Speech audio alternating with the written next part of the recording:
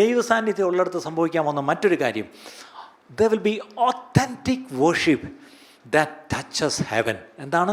ദൈവസാന്നിധ്യം ഉള്ളിടത്ത് എന്ത് ചെയ്യും? നമ്മൾ അറിയാതെ നെടുമ്പാട് വീണ് ദൈവത്തെ ആരാധിക്കാൻ തുടങ്ങും. അതെന്തുകൊണ്ടാണ് അത് വർഷിപ്പ് ലീഡർ പറയുന്നതുകൊണ്ടല്ല ആരാധിക്കുന്നത്, അത് നല്ല പാട്ടായതുകൊണ്ട് എൻ്റെ കൂടെ ചേർന്ന് ആരാധിക്കുന്നില്ല. ദൈവസാന്നിധ്യം വന്നാൽ എന്ത് ചെയ്യും? ഉയർന്നും പൊങ്ങിയിരിക്കുന്ന സിംഹാസനത്തിൽ യഹോവയെ ദൈവത്തെ കണ്ടപ്പം അവിടെ യെശയ്യാവിന് പിന്നെ ഇരിക്കാൻ കഴിയുന്നില്ല. എന്ത് ചെയ്തു? താൻ അവിടെ നെടുമ്പാട് വീണു. അതാണ് ശരിക്കുള്ള ആരാധന.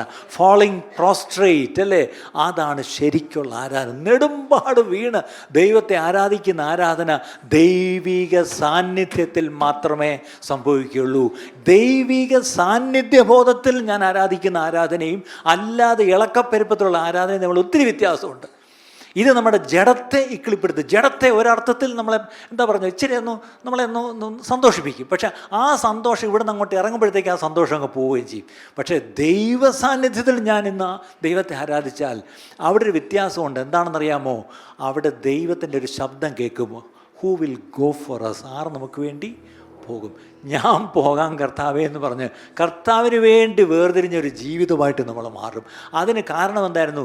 ദൈവ സാന്നിധ്യം, ദൈവിക ആരാധന അല്ലേ? അപ്പോൾ ഇവിടെ ദൈവ സാന്നിധ്യം ഉള്ളിടത്ത് the will be authentic worship. ഞാൻ ഈ ഓത്തൻറ്റിക് വർഷിപ്പ് എന്ന് എടുത്തു പറയാൻ കാര്യം, അപ്പോൾ അല്ലാത്ത വർഷിപ്പ് ഉണ്ടോ എന്ന് ചോദിച്ചാൽ ഉണ്ട്. അത് തന്നെ സത്യം അല്ലേ? ശരിക്കുമുള്ള ആരാധന അത് സ്വർഗത്തെ തൊടുന്ന ആരാധനയായിരിക്കും. അല്ലെ, വേറൊരു വാക്കി പറഞ്ഞാൽ, വെൻ ഗോഡ്സ് പ്രസൻസ് കംസ്, ദൈവ സാന്നിധ്യം വരുമ്പോൾ വർഷിപ്പ് സ്റ്റോപ്സ് ബീയിങ് പെർഫോമൻസ്.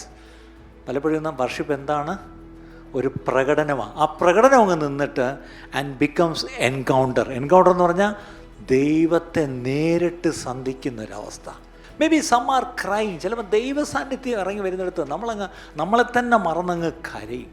ചിലപ്പം സം ആർ നീലിങ്. ചിലപ്പം ചിലരങ്ങ് മുട്ടുമേ നിൽക്കും, ചിലരങ്ങ് നെടുമ്പാടങ്ങ് വീഴും. Some are lost in God's glory. ചിലരാ ദൈവിക മഹത്വത്തിൽ എന്താണ് അതിലങ്ങ് മുഴുകി നിൽക്കുക. അവർ സമയം പോകുന്ന അറിയുന്നില്ല, പരിസരം അവർ മറന്നു, ആരൊക്കെ ഇവിടെ ഇരിക്കുന്നത് ഇതൊന്നും ശ്രദ്ധിക്കുന്നില്ല. അവർ ദൈവിക സാന്നിധ്യത്തിൽ, ആ ദൈവ മഹത്വത്തിൽ അവരെന്താണ്? They are sunk. അവരതിൽ മുങ്ങിയിരിക്കുക. Even the drummer starts wondering whether he should continue drumming or start praying. ഇന്ന് ആരാധന ഇരിക്കുന്ന അവൻ്റെ ഡ്രമ്മിൻ്റെ സ്റ്റിക്കിലാണ്. പക്ഷേ ദൈവ സാന്നിധ്യം വരുമ്പം ഡ്രം അടിക്കുന്നവൻ എന്ത് ചെയ്യും? അത് കളഞ്ഞു വെച്ചാൽ ആ മുട്ടും